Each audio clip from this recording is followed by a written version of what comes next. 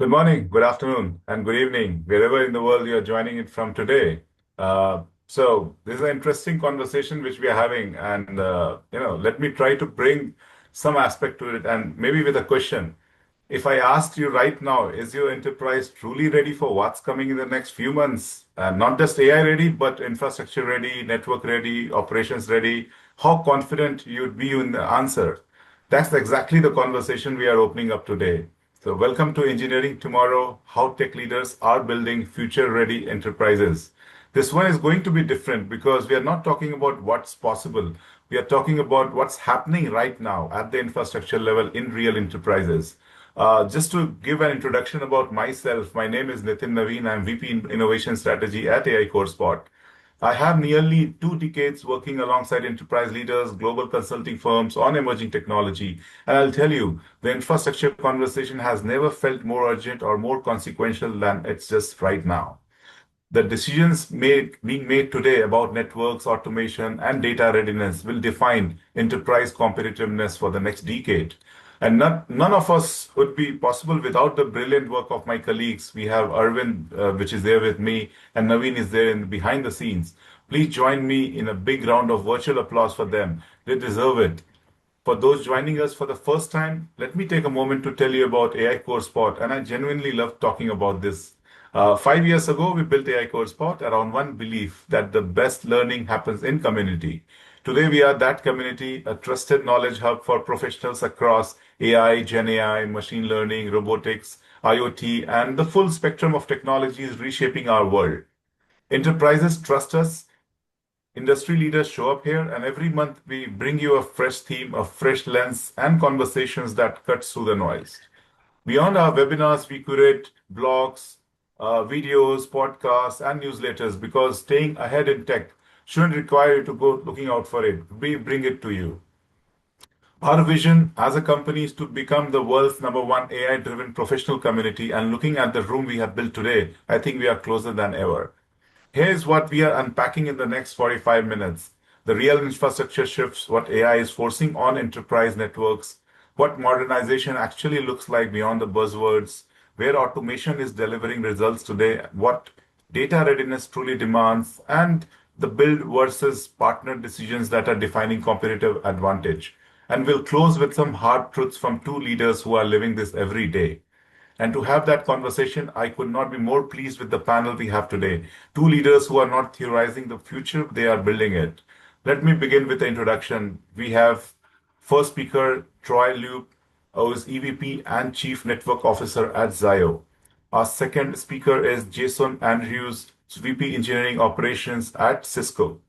And guiding the discussion with sharp strategic precision, someone who sits at the exact intersection of business and technology innovation, we have Vivek Parmar, who is Chief Business Officer at InfoVision. And he's the moderator for the discussion today. One quick note before we begin. The perspectives shared today are the speaker's own and do not represent the official positions of their respective organizations.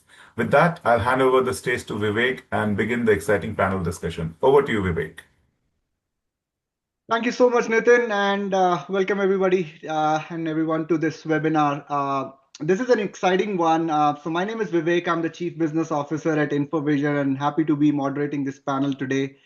So AI has stopped being a lab experiment and is now practically reshaping how enterprises run. We see it every day in the enterprise that we are part of.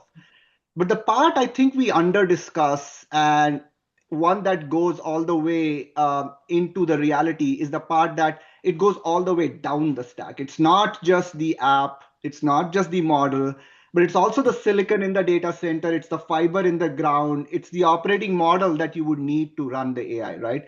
And a future ready enterprise depends on two things definitely to come together.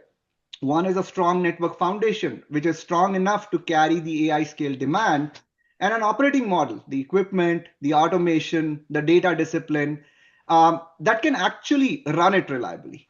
And to cover both these halves, I have two people who genuinely and honestly complement each other. I've got Troy on the webinar with us. Troy leads the network operations and is the EVP and Chief Network Officer at Zayo. Zayo, of course, it plays in the network engineering and field side of large scale fiber infrastructure. And I've also got Jason. Jason leads engineering operations and is the VP of engineering operations at Cisco, where I, he's thought hard about what it actually takes to make AI and automation inside a large organization scale up. And between them, I think we've got the pipes and the platform to go along and support AI for us. Uh, we'll move from the macro shift to the network automation, to the network foundation and the operating models, and where the industry is heading in this close quarter discussion that we have today.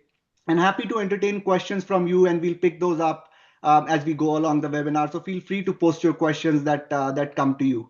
So let's get right into it, and let me set the stage by asking a question which pertains to the immediate things that have gone past, right? In the last 6 to 12 months, and Troy, this is first for you. What has actually changed that makes future ready feel urgent rather than just aspirational right now?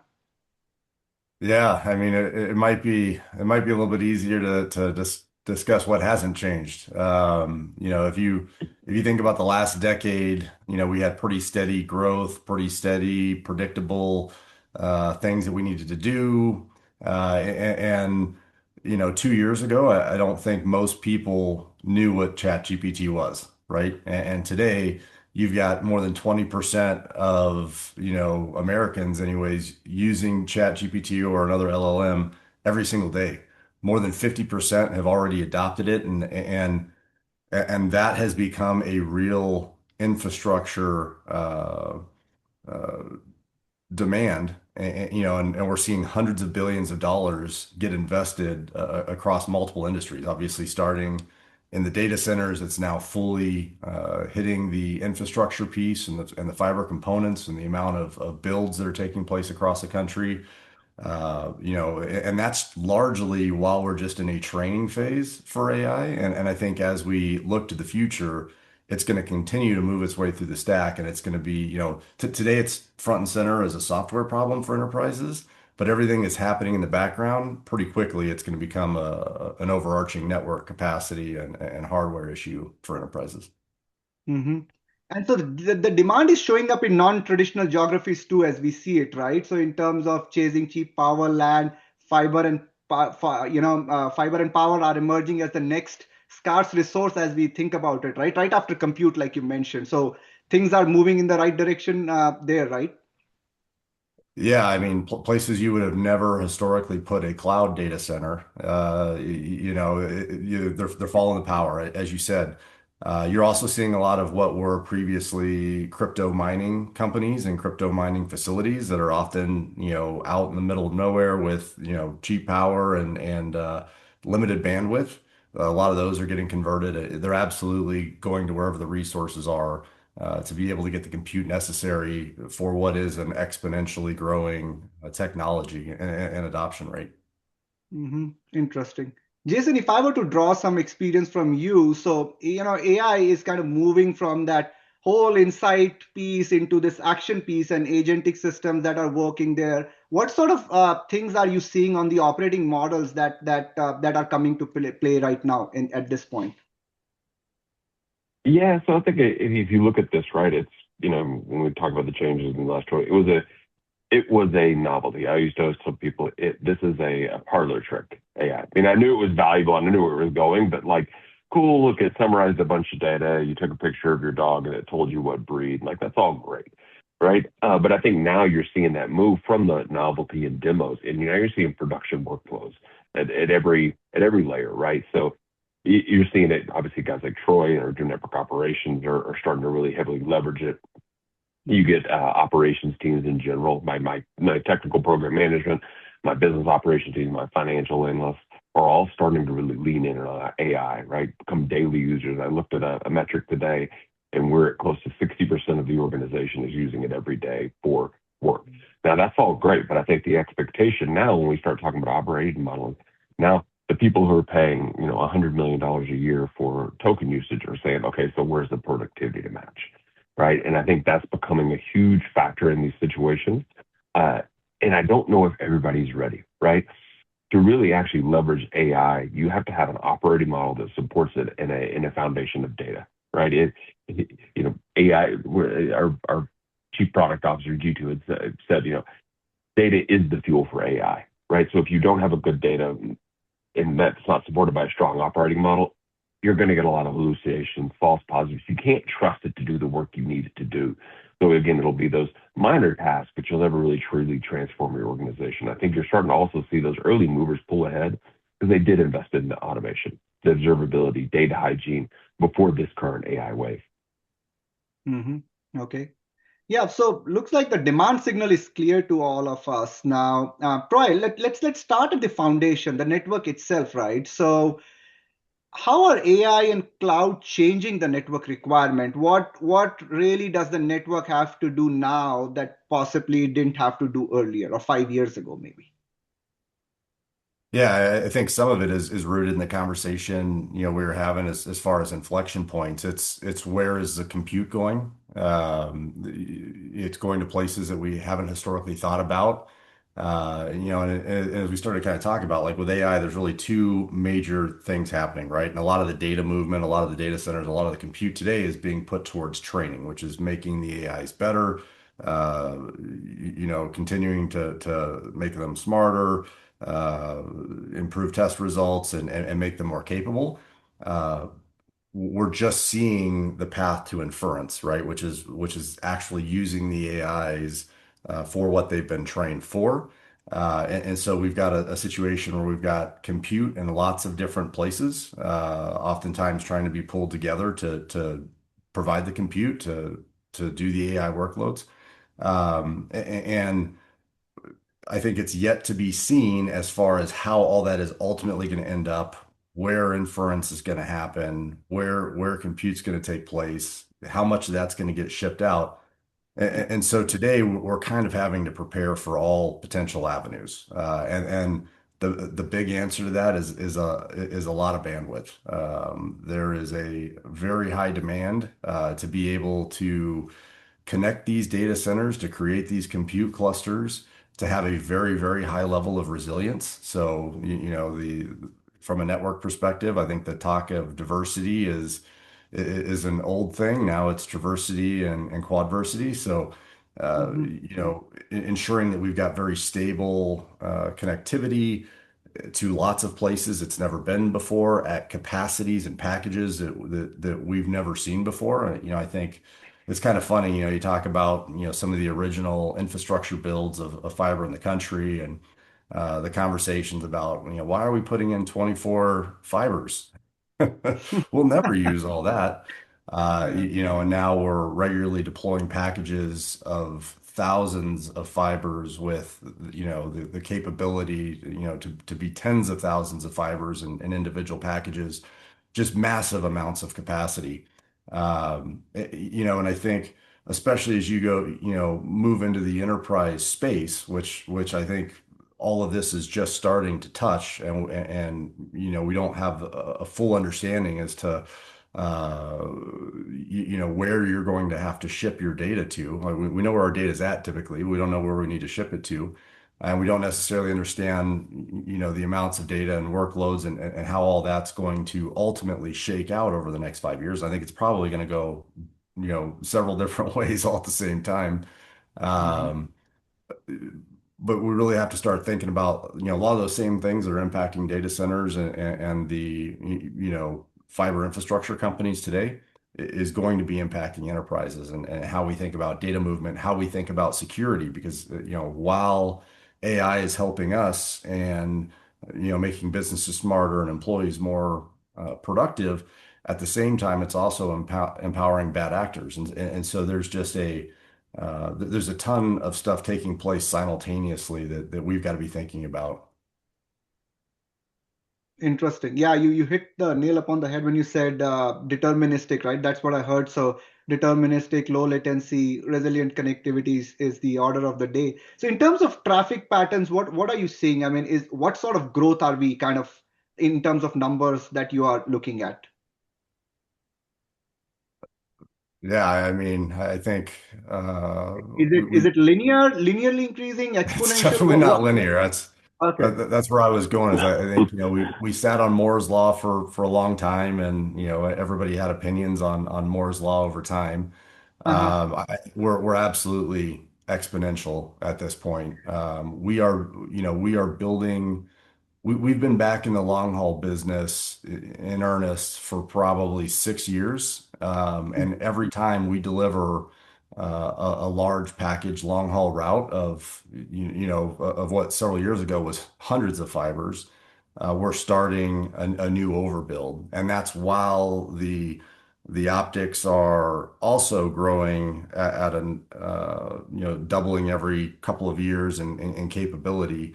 Uh, so it is an unprecedented amount of bandwidth that's being put in the ground to support this.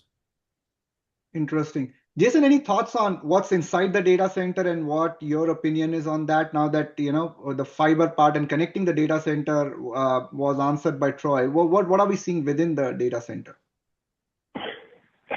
I think when you think about it, it's go back to what Troy said. I thought was good. Is you got to prepare for all avenues, and I think we're seeing that. You've seen your typical rack capacity that we used in like some of our engineering labs, right? And that's kind of a specialty area of mine. Was around 1.5 to 2 kilowatts per rack. Now you're talking about 100. You're talking about racks that are 30 to 40x that in that space and require liquid cooling. It's really pushing the limits of that legacy infrastructure, almost to the point where your existing colos that you built, 5 years ago, are just they're basically empty shells now. Nobody wants them. You can't find space. It's really ridiculous. I think it's going to change when we look at things like we're building out a new site today. You've got 6 months lead times on power connectors, right? Mhm. These are I think these constraints are really going to test our ability to kind of scale out AI as a whole. I think Mhm.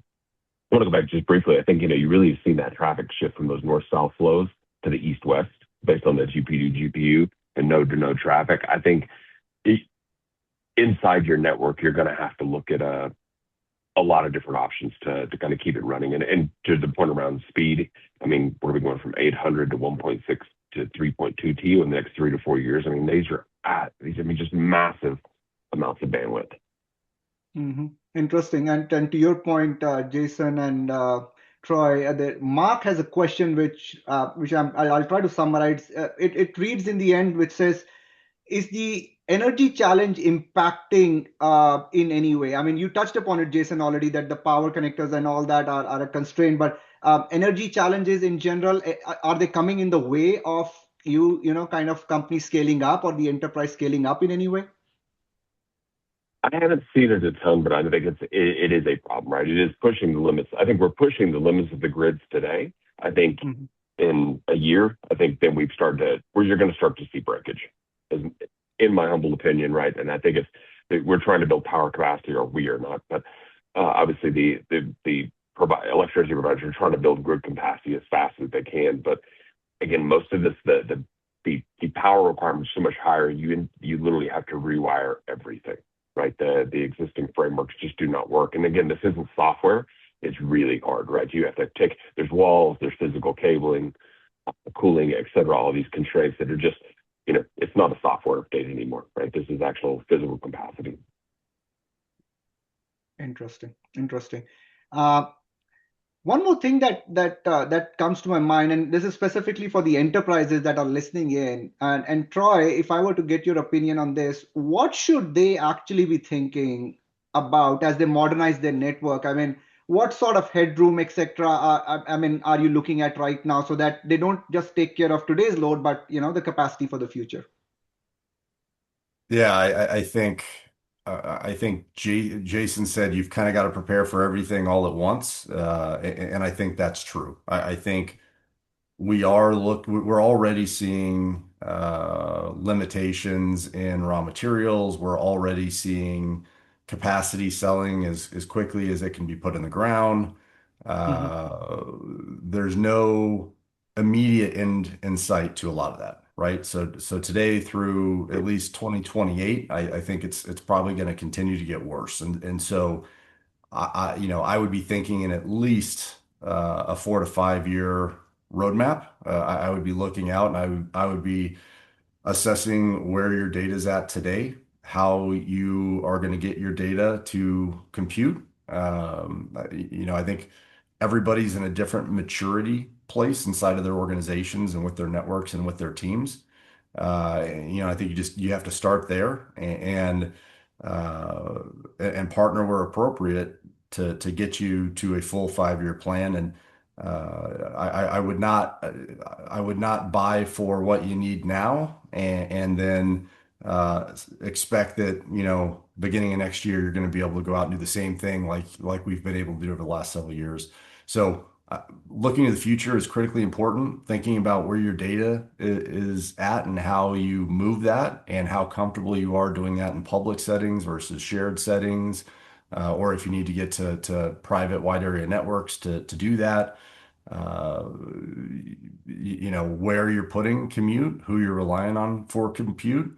I don't think there's any part of the business that's going to go untouched. I think all hardware, all software uh, is going to be impacted. The workflows that people are doing today inside of organizations is all going to be impacted by all the exponential growth and new capabilities coming online for AI every single day.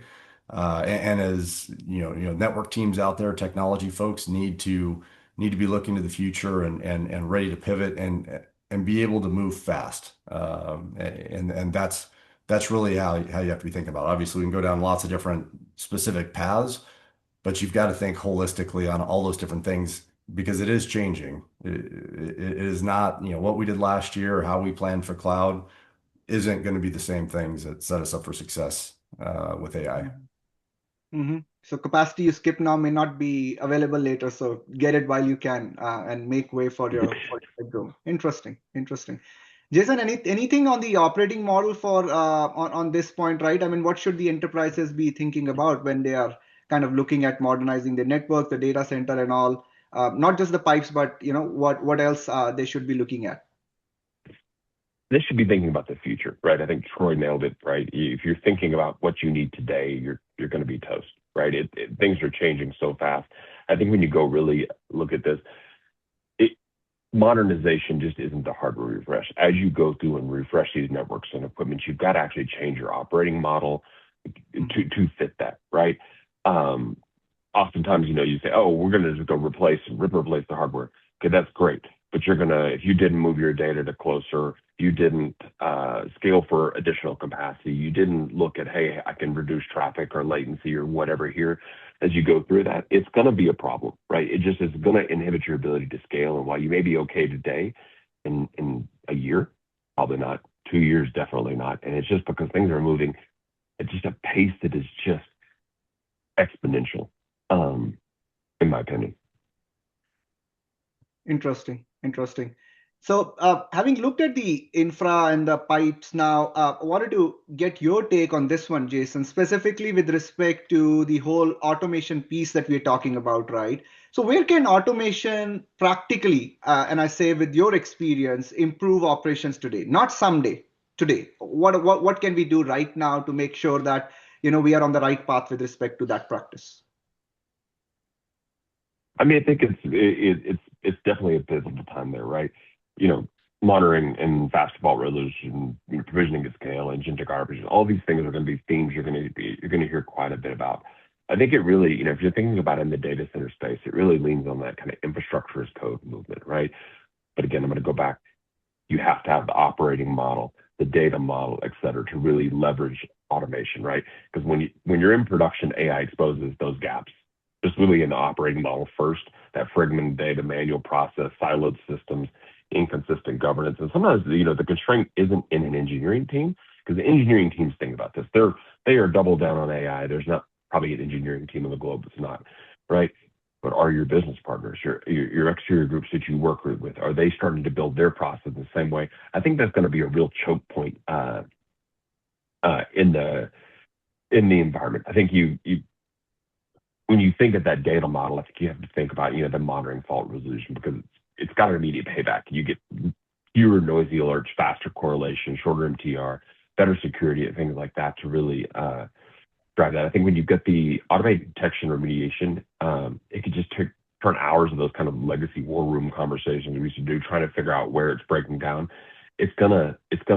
I mean, we're seeing it today in some of the things that we're building or we've seen partners build, et cetera. It's getting to the resolution very quick, but then it's if you have the right data model in place, can you build the automation to fix it? Do you trust it, right? If I'm a Fortune 100 bank, are you going to trust, it's going to be a while, but it's going to get there where they go, oh yeah, we're having an outage. We have something on our network. Are we going to be okay to shut these ports down? Are we going to reroute the traffic, et cetera? I think that's going to be super interesting, especially with the operating model and how you build and kind of maintain your CMDB. What are your agents doing? What are these problems? I think somebody brought an interesting conversation the other day is you build all this automation, but does anybody log those like applications, right? Are they part of your service catalog? Are they running in your CMDB? Not just having a thing for your traditional rack server switch, but agents. Agents are part of your infrastructure. And I think that was a concept I hadn't thought about it to a few days ago. And somebody brought it up and I go, that makes a lot of sense because they are going to become part of your environment. Mm-hmm. And what does data readiness actually require? You touched upon the data aspect of it, right? The readiness and all. So and what typically goes wrong without it? That's what enterprises make mistakes on that front, right? I mean, it requires you to get on the same page, right? As an organization. And again, my view is purely from a very, very, very large organization on this when we look at it, right? And how we manage this. But generally we see one of two things happen. You have mismatches or disconnected systems, right? So there is no true source. There is no good source of truth. And so, systems are going here to look for things or here or there, whatever, right? Getting that into, hey, here are the common set of fields and systems, ensuring those are fully integrated kind of opens up that path to automation for an organization. I think that generally requires discipline and process adherence. And what you have to do a lot of times is actually think about, a lot of teams go out and think about the networks or the tools or whatever they're building in terms of the tool or the network, right? They actually need to design the business process and how they're thinking about their network or their operating model and the tools all together as one kind of ecosystem, because it really is. And that's going to enable you to have a healthier set of data, advanced automation, agentic capabilities, et cetera. Interesting. Troy, if I were to get you also and your opinion on this whole automation and the operating model piece, what are your thoughts on that? Same discipline on the infrastructure side and is required, or are there any specifics that you would like to talk about? No, I think Jason is hitting it on its head. I think, I'll start with data and work back to automation because the data piece is critical to getting all the new tech to work the way that it should. It's always been critical. It's always been important. But humans can solve a lot of problems pretty quickly and can work through some of that and can pivot, to other records and similar to sort things out. That's going to become less and less forgiving with a lot of these new tools. I think the thing I would call out there though is a lot of these tools can help you with data. So I don't think it's one then the other. I think first it's how do you point a lot of the new automation and tools at your data. So you think about the amount of chipsets that are going out into the wild, the amount of data that you're able to collect with modern systems. And then, as you look at purpose-built AIs and their ability to absorb massive amounts of data and check it against each other, there's a whole lot you can start to do with self-healing your own inventory. So that's one place we're looking at a lot. And then from an automation perspective, as I know that I think most of the folks on the call are technologists. I think a big piece of that is us thinking about how we integrate it into our businesses, not just how we help our customers. Obviously, we've got to lean in, we've got to be ready to support our customers. But a big part of that is how do we deliver a lot of that automation within our orgs and within our stacks so that we can facilitate that speed. As being in the telecom business most of my life, we're not known for speed historically, but we're working to change that, and we're very focused on how do we give our customers the capability to do things that would historically take weeks or months in minutes. using standard language. And so I think it's important to think about how, to look internally and figure out how we all leverage this stuff inside of our business to better serve our organizations and customers. Interesting. Yeah, I Yep. want to double that one Sure. other point that I think I didn't make as part of this, right? I think it's the simplest way to think of it. If you're going to move from your current home you're living in today to a new home, do you literally take everything in your house and move it, or do you clean up some of it, kind of reorganize, repack? So when you get to that new location, things are in the state you want them, right? Like you really have to think about it as you kind of move your network from a non-AI ready environment to an AI ready. Think of it as like cleaning your house. You're moving. You're going to take some stuff with you because it's valuable. You need it, but like you really need to evaluate: do I need this 40-year-old pot and pan? Right? No, I think that's something we can scrap and go with a different route. I really do think through that as you go and kind of build your data and ready as an operating model for an AI environment. Interesting. And picking up on that point for speed, right? So a question that typically generates a little bit of attention is build versus partner, right? So that's always been a key aspect of it. And when with AI, a lot of thought is coming to the fore where people think that they can do a lot of that in-house in an enterprise, not only from an app perspective, but even from these infrastructure side of things. So from your perspective, Troy, how should an enterprise decide what to own versus source from a provider and an OEM or a software partner, so to say?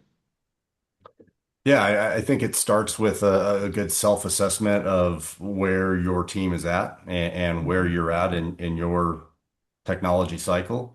Uh, there is lots of opportunity to partner with folks to be able to achieve things that you may not yet have the expertise on. And this is a regular thing that we see with customers. If you need to start dipping your toe into full private networks instead of using the public internet or software to find wide area networks, you can start to step into that with partners. There are full managed wavelength options. There's full private fiber options that can be hosted and managed. So if your data and your needs require something that is beyond your current capabilities, I think that's obviously where you start to partner. And then as you gain maturity, as you're more ready to take on different technologies yourself, it's pretty easy to convert or go deeper into those things. So I kind of give a telecom example, but I think that same principle applies to various parts of the stack. Everybody's got to move really, really fast over the next 5 years. And I think that we could all make bets on where we're going to be at in 5 years. And I think a lot of us would be surprised by where we actually end up. Like, we're in a world of rockets that land themselves, cars that drive themselves. We heard commitments over the last couple of weeks about data centers in space. Like we're in a new area. Yeah. And so we've got to move fast. And so I think lean on your team skill sets and partner to get where's next. And I think that a big part of that is not thinking about what somebody did last year, because I think that thinking has been safe for the last, 2 decades. I think that thinking will get us in trouble going forward. hmm And then that part, the data center in space, got some validation today. SpaceX is up 25%. So anyway, Jason, any thoughts from your side on this aspect? Build versus partner. What do you think? I mean, I think you got to really ask yourself: does owning the solution really create differentiation for you, or does it mainly add cost, complexity, and risk? Right? Because I think we go through this problem all the time on various fronts. Should I build my own network monitoring stack, or do I go use something or observability platform, or do I go use something off the shelf? Right?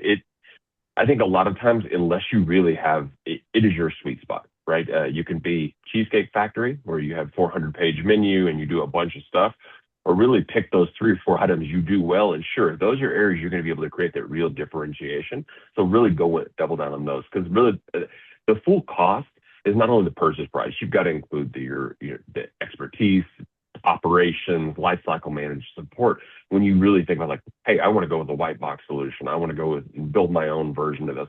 I had somebody propose to me a few weeks ago, hey, we should build our own LLM. And I'm like, do you really understand what that that involves, right? Owning and maintaining, it's one thing to build it, it's another thing to own and maintain it over time. I think looking at, the benefit of the, building versus partner, the partners are going to also bring validated foundations, right? So to reduce your risk. Again, if anybody tells you they've figured out exactly how to design an AI network, on their own, they're probably wrong, right? And I say that, it's new. Nobody's an expert yet, right? But I think you do have people that have seen this at multiple locations. They've seen multiple use cases. They're starting to understand what works and what's not. If this is your first time doing it, I think you can definitely gain a lot of value from those validated design the partners bring. And I think you can also look when you have two, now we'll say two, when you start to select this, right, your vendor landscape, I don't think you necessarily want to go with too many partners, right? I will say that because you can start to create integration tax, data silos, and kind of unclear who owns what system. So I think you really do have to have a strategy around this. And again, it's all about, if you set that foundation, how you build your network, your operations, anything will be much better. Yeah, I fully subscribe to that view too. I mean, and I've seen that practically in my career too. Specializations and the fact that you can bring in some expertise which can be utilized, those relevant case studies and the work that you've done before, best practices, you can bring it, and a partner can bring that out. So that's spot on. Let's look at one more angle, which I wanted to see, the whole convergence angle, right? So, infrastructure and an equipment, right? So this audience that we have today is heavy on telecom. It knows its wireless, fiber, and broadband stuff. It knows the OEMs. So how are the two worlds, the infrastructure and the equipment, converging, and what does that mean for the enterprise that you serve overall? Troy, first to get some inputs from you on that. Yeah, I think the definition is definitely changing over time. There's no doubt that the flexibility that you've got for error between the infrastructure and the electronics is narrowing, and things are evolving so quickly that for things to work, it's critical that we are all staying very close together. I think that with the integrated networks that exist today, we've all got to figure out how to play nicer to help facilitate a lot of those things, because it's not just a dumb fiber and a dumb box anymore. And the thresholds that you have to play in and stay online, and then the ability to figure out what happened and get that corrected is becoming much more difficult. And so we absolutely all need to stay close. We need to be very thoughtful about, what you're bringing into your stack, how you're thinking about it, how the connectivity that those partners have, and that's in an environment where everything needs to go much faster. And not every product has all the capabilities that you may need in your stack. So it's definitely a complex time. And I think our ability to keep things as simple as possible and set ourselves up for success to the best extent possible is more prevalent than ever. Interesting. Jason, any thoughts on how equipment and infrastructure is coming along? Yeah, no, I think Troy is definitely an expert here, right? But I think you're starting to see those boundaries between transport, wireless, fiber, broadband, et cetera, are becoming very blurred, right? I don't think you're gonna. It's not what it once was, and very segmented in a sense. I think you're going to see the software operations layer is really where the convergence is happening. That's your monitoring, control, optimization, and automation. It seems like that's where the majority of the conversions happen. I think when you start to get into autonomous operations situation, I think it becomes essential as that stack becomes more integrated. It becomes too complex to manage manually across these domains. Again, as you build these AI-ready network, you're going to have to manage them like an AI-ready network, and the game is definitely going to modify there. Interesting. One aspect that I really wanted to touch upon, and that may be like a lesson learned from what your practical experiences have been on the ground. What do you think is one of the most underestimated risks, so to say, or one of the most common mistakes, so to say, you see enterprises making right now? Anybody, Jason, if you want to go first, that's fine.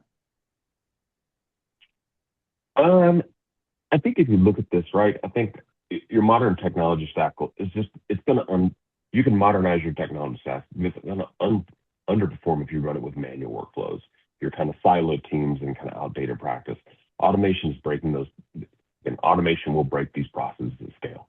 When you're doing it, 1, 2, 10 times, but in situations with AI and the pace it's moving, the way code's getting released, et cetera, you're going to start to see these things triple, double, quadruple overnight, right? And we're already seeing, I mean, I know from a product perspective, we're seeing feature velocity increase 65, 70% over the course of a year, right? So as you deploy more services on the network, more agents, more this and that, I think you really do have to step back and go, how am I going to observe, manage, automate around this?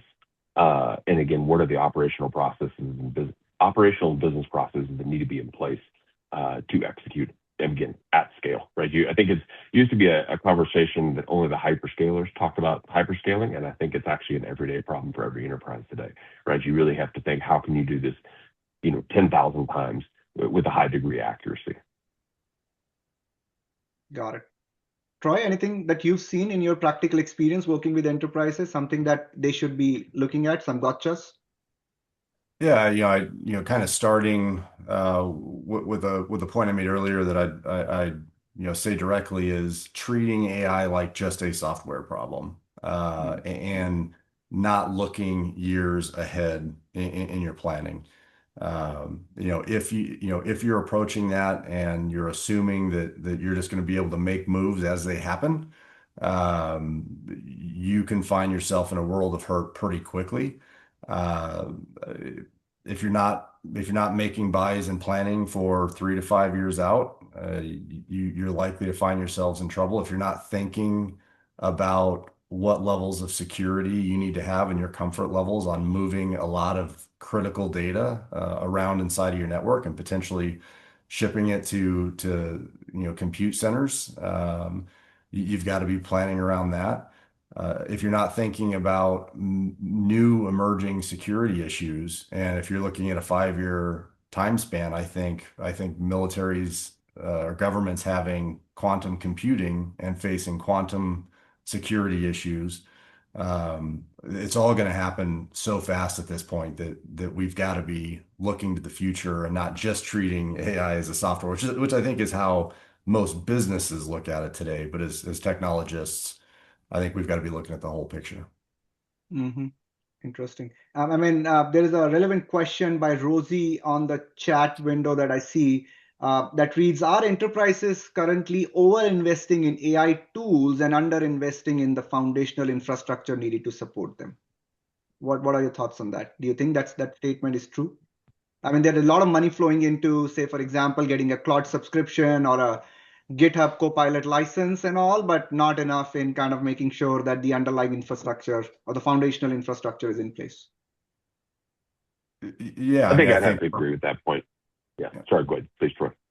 Yeah, I think there is a ton of investment on the big pipes between data centers. That's happening. I think that enterprises are slow to understand what that may look like in the future. And back to my previous point, anybody I'm talking to, I'm giving that advice that I just gave, that we really have to start thinking about that. I think that is true. And the other interesting part that I would opine on a little bit is I think even with the hyperscalers and the AI companies, there are different approaches, which does make it hard for enterprises to understand whether they need to go this way or that way. I think there is dispute as to where the compute is going to happen and how much data you're moving and where that data is going to move. But there is no doubt that it is going to move, and we all have to be thinking about headroom in our designs and how we're able to have flexibility and ship that quickly if necessary. Sure. Jason, did you want to kind of address any aspect of this question? No, I mean, I think Troy nailed it. I mean, I think we'd just end up repeating most of what he said on that one. Okay. All right. All right, we are just at the end of the webinar time frame for us, and I've got just one quick fire question for both of you. So without much thinking, whatever first comes to your mind, right? So I'll start with Troy. Troy, one prediction for 2027 and one piece of advice that you have for leader starting their modernization journey today. 2027? Yeah, 2027. next year. That's soon. That's really soon. Yeah. I think power, I think fiber, I think capacity is going to become a constraint. I Mhm. think damage to all infrastructure is going to be massive because of all of the investment, not just in the Mhm. infrastructure and fiber space, but in roads and everything else. I think ability to get capacity and the risk to losing capacity due to an unprecedented amount of fiber cuts and similar is real, and we should be thinking about that. Good, good. Jason, what do you think? I Prediction for think, 2020? yeah, I think if you look at it 2027, again, I think security, right? With Mythos coming out, I think it's going to be a huge issue, especially for network operators who don't have the ability to easily upgrade their network. I think we were looking at some stats the other day, and it's, in the 0-day clock, and I think they forecast by 2028, so a little farther out, it's going to take seconds. You're going to announce a vulnerability, somebody's going to have an exploit within like literally seconds of it being announced. I mean, I think in 2027 it'll be minutes. Funny enough, you go look at the math on it, and post quantum is going to completely blow all of that out of the water. So, when you have these large kind of distributed networks, upgrading and keeping those things current is going to be a real tax on organizations. Otherwise, you're going to be kind of sitting on the outside, having an unsecure network, right? That the hackers or the bad actors are going to be exploit it 50, 100 times faster than they used to. I think, if you go back a couple of years or even today, I think it's something like 30 or 40 days till they can define an exploit. But again, that's half what it was the year before, half what it was the year before. So it's coming fast. Interesting. Very nice. Very nice. So I think wonderful conversation. And if there is one thread through all of it today, it's that a future-ready enterprise isn't built at a single layer. I know we all talk about the software and all, but it's the right foundation, the network capacity to carry that AI scale and demand. It's the right equipment and automation that we talked about, and underneath it all, the discipline, right, about clean data and standardized process, because everything else depends on it. And huge thanks to Troy and Jason for their candor, and to all of you for joining today. So thanks a lot again. With this, we conclude our webinar. Thank you so much. Cool. Thank you all. Thank you.